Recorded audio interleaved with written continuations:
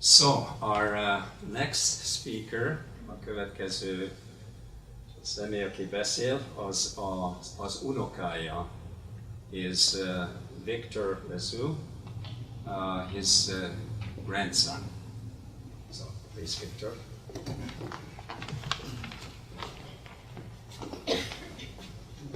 Hello. For those of you who don't know me, I'm Joe's grandson, Victor. Thank you for coming today to honor my grandfather's memory and to celebrate his life.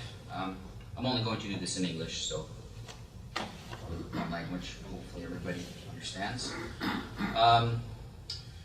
He was a man of many talents and many accomplishments, and he touched a lot of people's lives in many wonderful ways. Through his wisdom and his wit, he bettered all our lives and made us all better people. He meant a great deal to many people, but for me in particular, he played an enormous, really big role in shaping my life. Without Joe, neither my mom nor I would be here, and we would not enjoy the life we have. It is largely through his efforts that I stand here before you. It couldn't have been easy for him.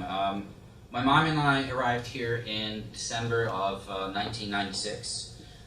We came to an unfamiliar land from Ukraine, from Transcarpathia.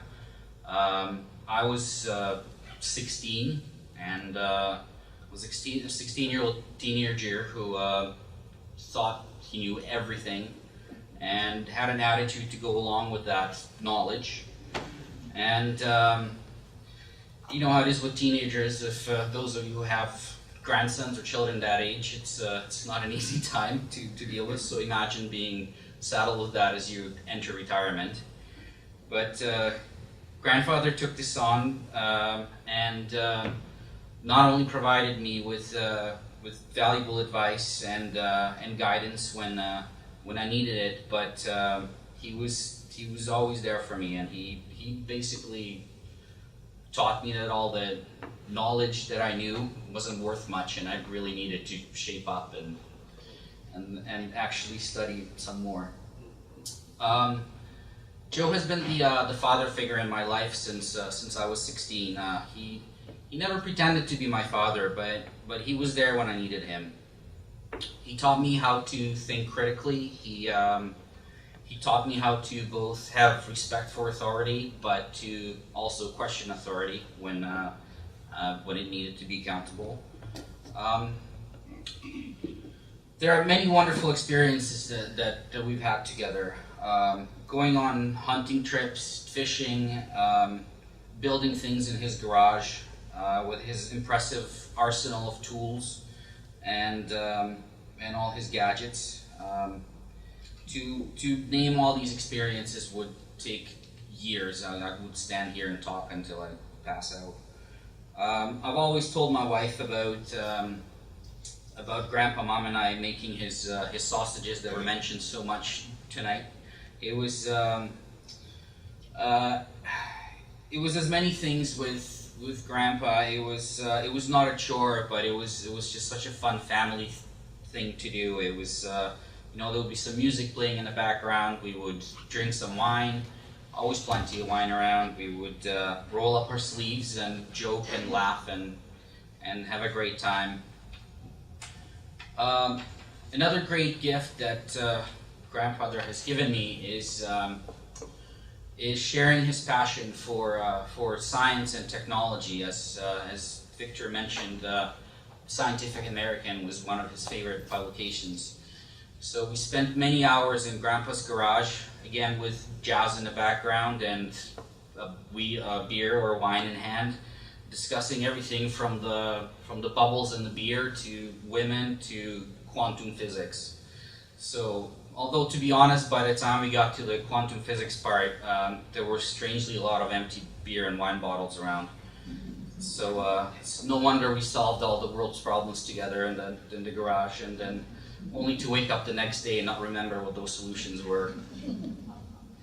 So, I'm going to say in closing that science teaches us that the heavy elements that, like iron, magnesium, carbon, currently present in all of us, have formed in the cores of stars under immense pressure, and over billions of years. Then the stars exploded and scattered all these elements throughout the cosmos for them to one day combine and form everything around us again.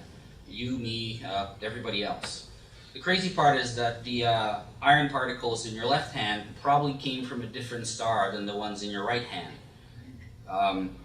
So what gives me peace in this time of sadness is the knowledge that whatever crazy stardust came together and formed Joe, it's still with us and it will always be part of us. According to the, this is going to be a little sciencey. According to the first law of thermodynamics, no energy gets created in the universe and none is destroyed. And scientists have measured this and found it accurate and verifiable. So according to the law of conservation of energy, none of Joe is gone. His particles have simply become less orderly. Thanks.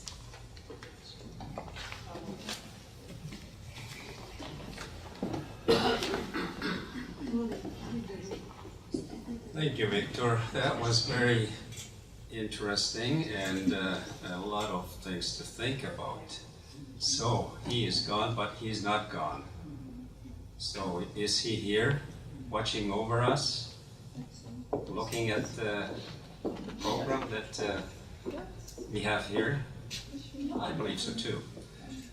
But it was very interesting to learn that we are made of stardust. Yep. The left is different from the right. Well, I've learned something again.